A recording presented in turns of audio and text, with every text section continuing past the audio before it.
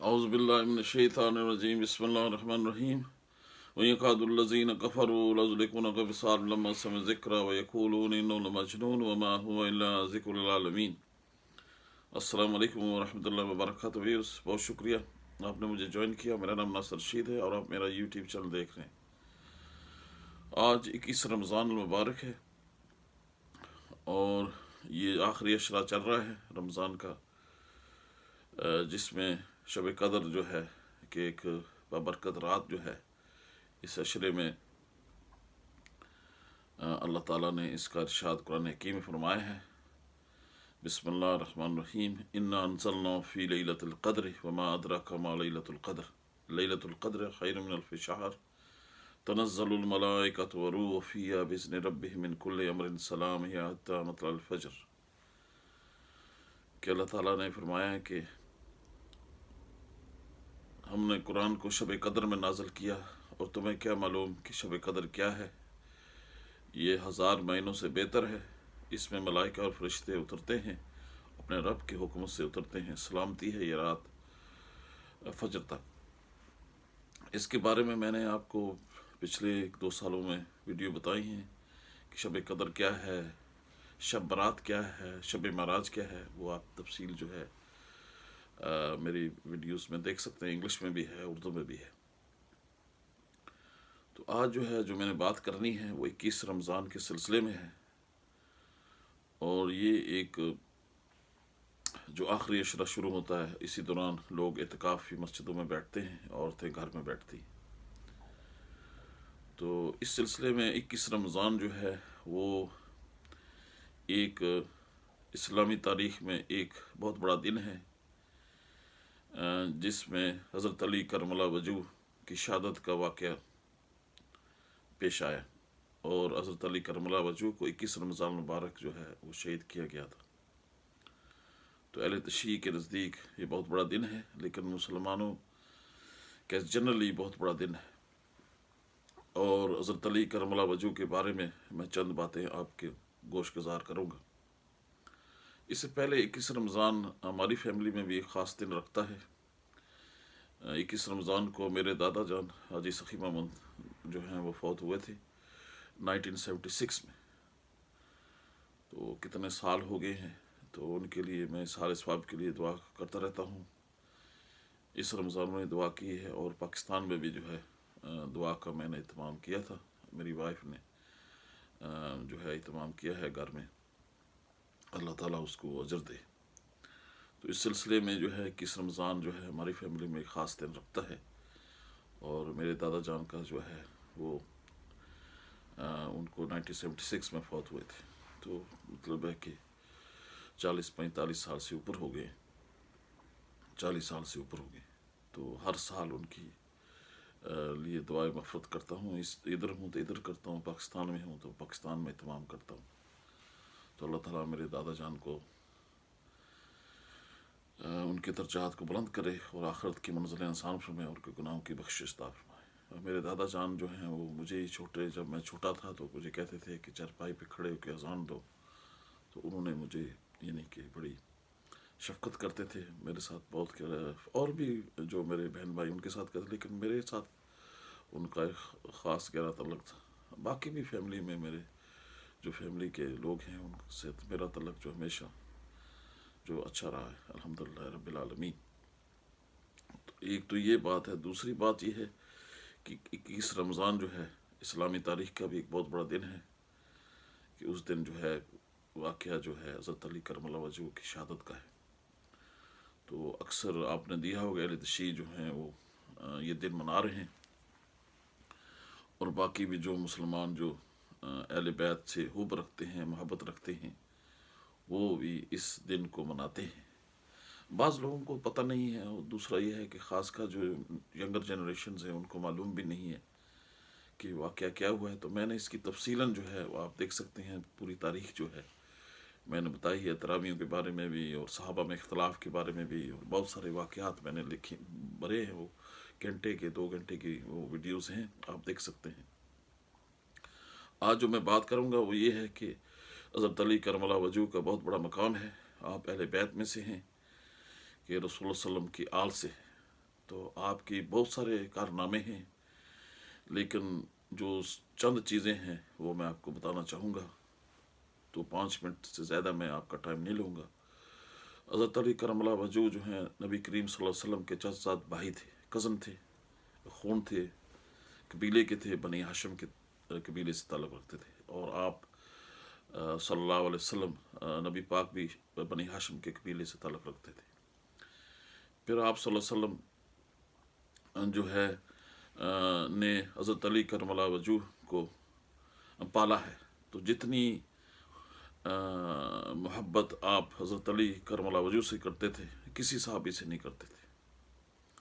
اور حضرت علی کرم اللہ وجہ کا ایک یہ بھی اعزاز ہے کہ سب سے پہلے مسلمان ہوئے تھے، ٹھیک ہے نا۔ یہ جو ہمارے سنی بھائی ہیں وہ لورس ڈال دیتے تھے، حضرت ابو بکر صدیق رضی اللہ تعالیٰ عنہ کا بہت بڑا مقام ہے،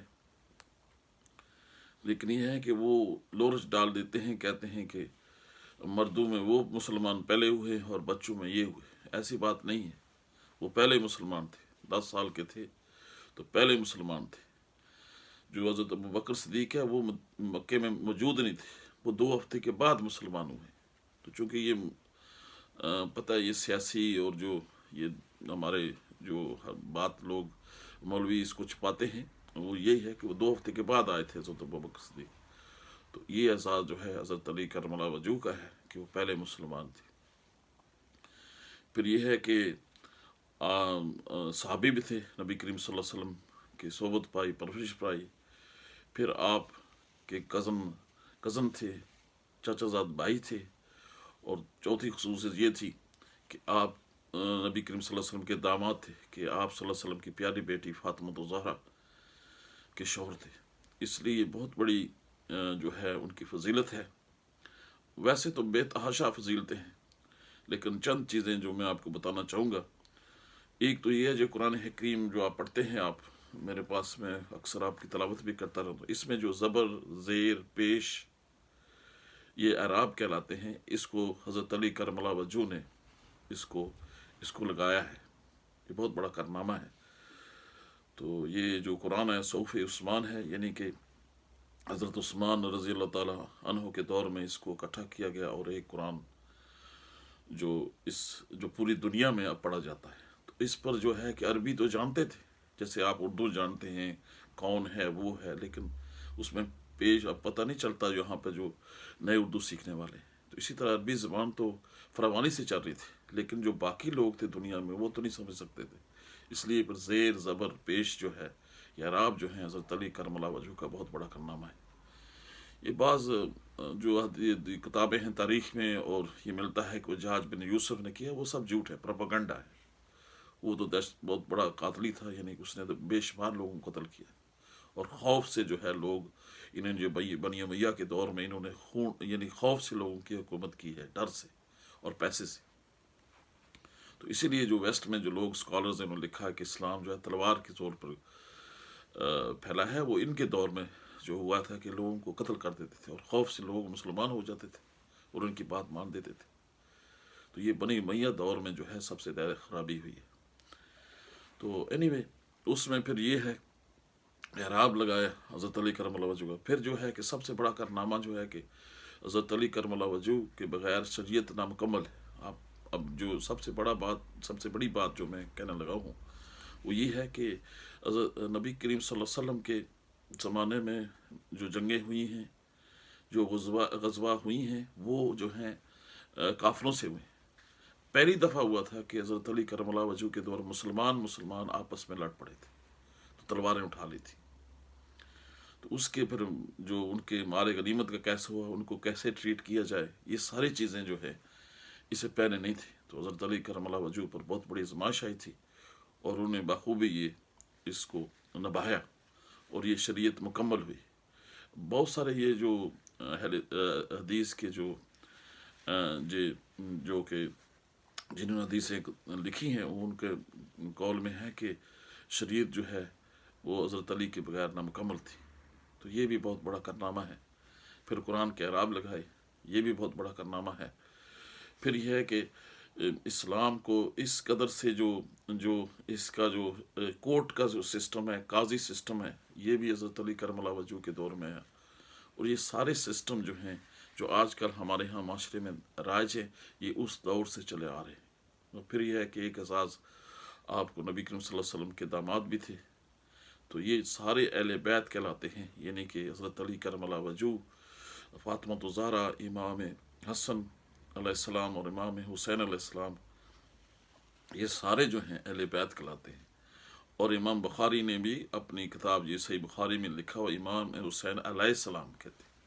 یہ بات جو وابی قسم کے اہل حدیث لوگ جو ہیں وہ سمجھتے ہیں رضی اللہ تعالیٰ عنہ، بالکل رضی اللہ تعالیٰ عنہ سے راضی ہوا، لیکن یہ ہے کہ یہ امام بخاری نے لکھا ہے کہ علیہ السلام کہنا چاہیے، تو پھر مولوی نے ڈنڈی مار کے ان کو بھی رضی اللہ تعالیٰ کہنے تھے۔ تو یہ جو ہے جو فیملی ہوتی ہے وہ خاص ہوتی ہے، اور رسول کے صحاب کا بھی بہت مقام ہے، لیکن اہل بیت جو فیملی ہے اس کا بڑا مقام ہوتا ہے۔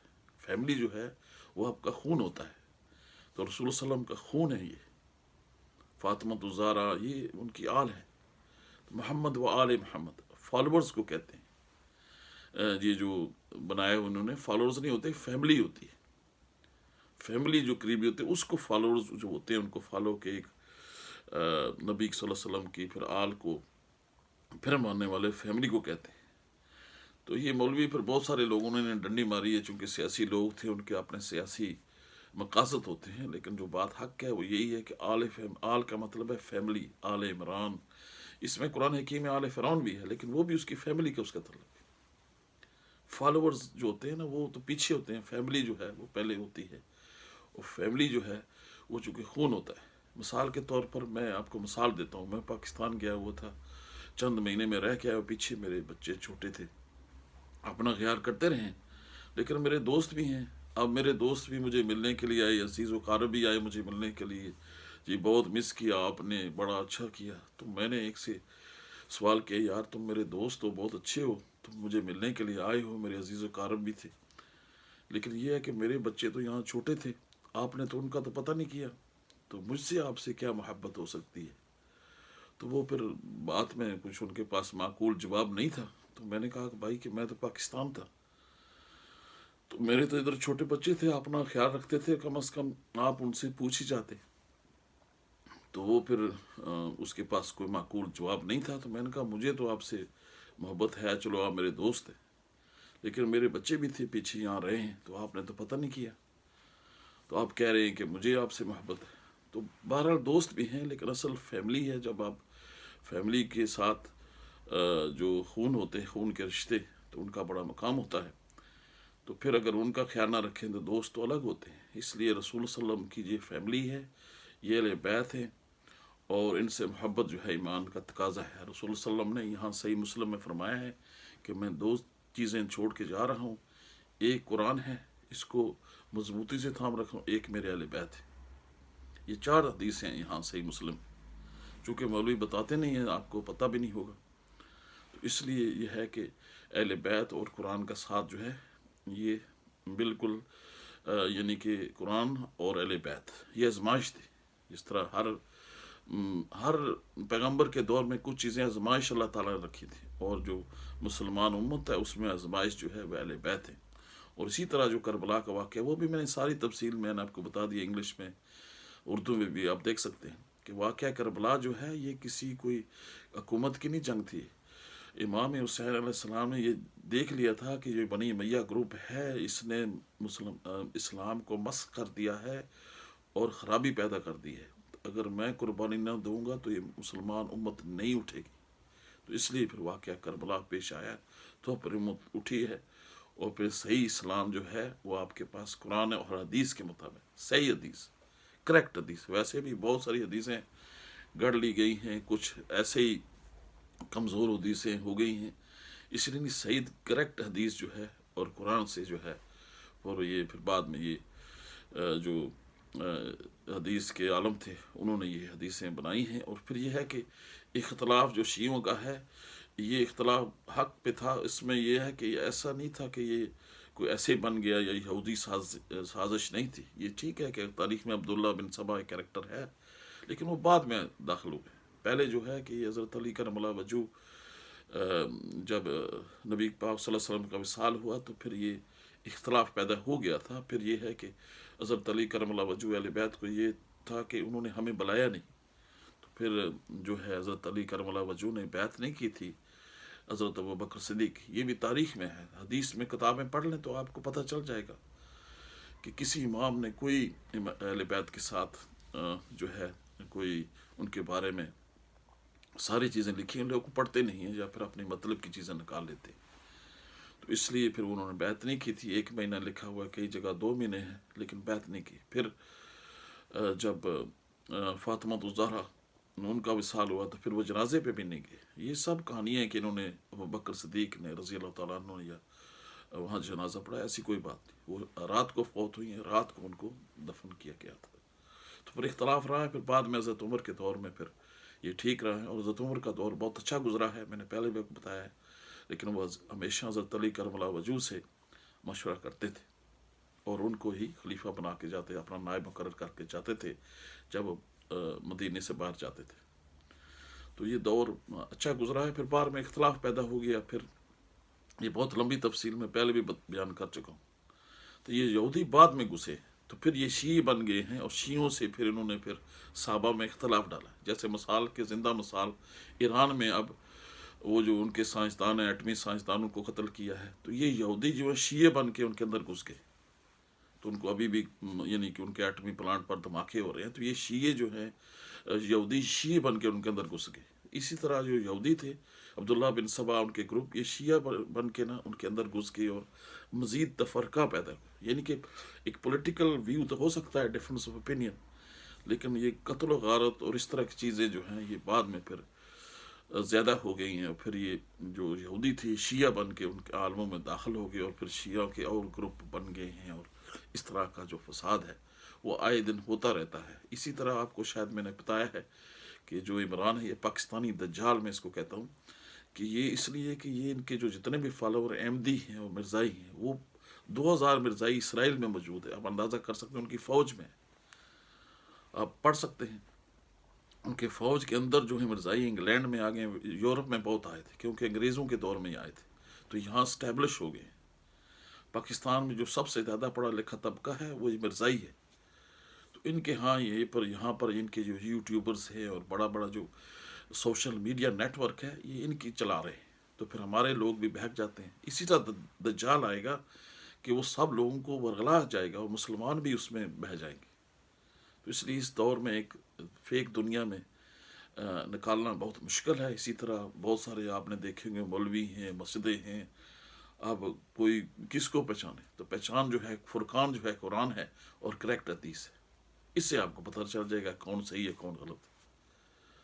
لیکن یہ جو اہل حدیث بنے ہوئے ہیں یہ بھی پوری طرح وہ حدیثیں نہیں, وہ اپنے مطلب کی نکالتے ہیں. لیکن ایک میری طرح جو اگر غیر جانبدار اور اگر صحیح اس کو علم چاہیے, تو پھر تاریخ اور صحیح طرح حقائق جو بغض علی ہے اس کا چشمہ اتار کے پھر آپ پڑھیں گے تو آپ کو سچائی نظر آئے گی. تو بس اس حوالے سے میں نے یہ بات کی ہے کہ حضرت علی کرم اللہ وجہ کو 21 رمضان کو شہید کیا گیا تھا. اہل تشیع جو ہیں وہ شب قدر کو 21 رمضان کو ہی مانتے ہیں کہ یہی شب قدر ہے, ٹھیک ہے.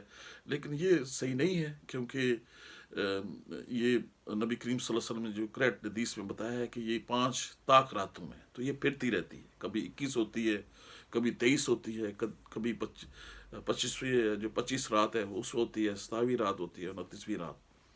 تو اس میں سے کوئی ایک پھر کے آتی ہے. تو پھر میں نے آپ کو بتایا تھا کہ یہ جو ہے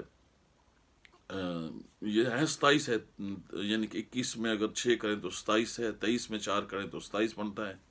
اسی طرح 25 میں 2 کریں تو 27 بنتا ہے, 29 کو 2 نکالیں تو 27 بنتا ہے. 27 ہے لیکن پھر کے آتی ہے, ہر سال مختلف دور میں آتی ہے. کبھی یہ بھی ہوتا ہے کہ اللہ تعالیٰ نے 3 سالوں میں ایک ہی رات رکھی, تو اس لیے وہ سمجھتے ہیں کہ 21 رات ہے. ہمارے خاندان میں بھی یہ میں نے بتایا کہ ہمارے دادا جان 21 رمضان کو فوت ہوئے تھے. یہ ہمارے لیے بھی یعنی کہ ایک بڑی رات ہے. تو اس لیے پھر ये है कि 21 रात है, अब 23 रात है, 25वीं, 27वीं और 29वीं, इसमें से एक रात है, और यही रात जो है सबसे बड़ी है, और यही तकदीर की रात है। ये जो शब रात इन्होंने बनाई है मौलवी ने खाने पीने के लिए, ये शब मराज, ये सब ऐसे कहानियाँ किसे बनाए हुए हैं? खाने पीने के माल बटोरने के लिए। ये जितने मौलवी हैं इस दौर में ख़तरनाक हैं, इनसे बच के रहें। और जो बात है, जो क्वालिफाइड लोग हैं उनसे पूछें। और जो आपको दीन के बारे में जितना भी ये गूगल नेट शेट है, यहाँ पर गलत लोग हैं, इनसे सब झूठ है। सिर्फ जो पढ़े लिखे लोग हैं उनसे आप बात, हो सकता है वो अमल ना कर रहे हों। जिस तरह मिसाल है कि आदमी कमज़ोर होता है लेकिन वो सही बात आपको बता देंगे। जो खुलूस वाले हैं और जो पैसे बटोरने वाले हैं उनसे ज़रा बच के रहें, और जो बहुत बड़े नॉलेज वाले हैं उनसे भी बच के रहें।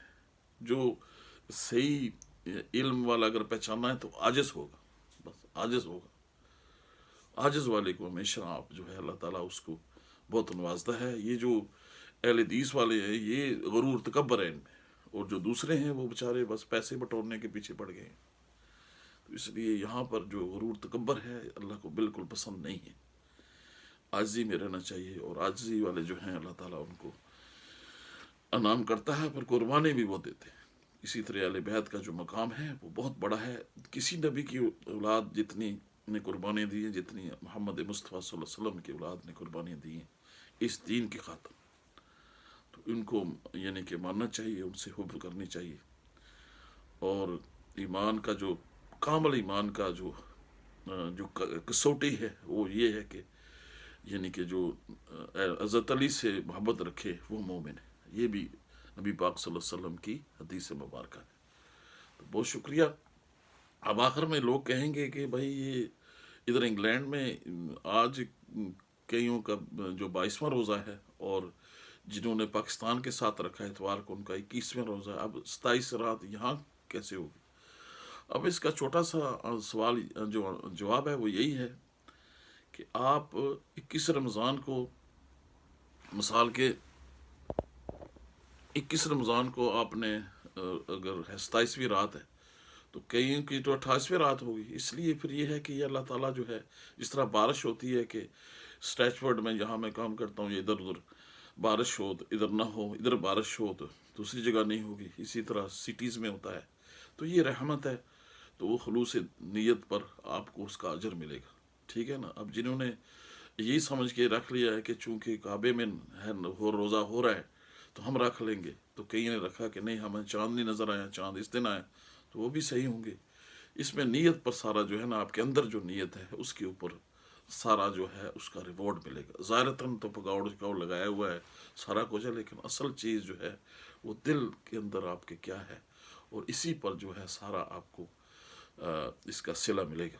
तो नेक नीति से करते रहें। जिसको ये रात मिल गई वो मुकद्दर वाला है, तकदीर मुकद्दर वो तकदीर वाला, यही वो रात है।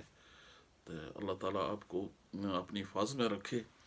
आज के लिए मैं अब इजाज़त चाहूँगा, तो फिर इंशाअल्लाह हाज़िर एक और वीडियो के साथ हाज़िर हूँगा। अगर आपको ये वीडियो मेरी पसंद आई तो लाइक करें, शेयर कर लें। तो बहुत शुक्रिया। अस्सलामु अलैकुम व रहमतुल्लाहि व बरकातुहू।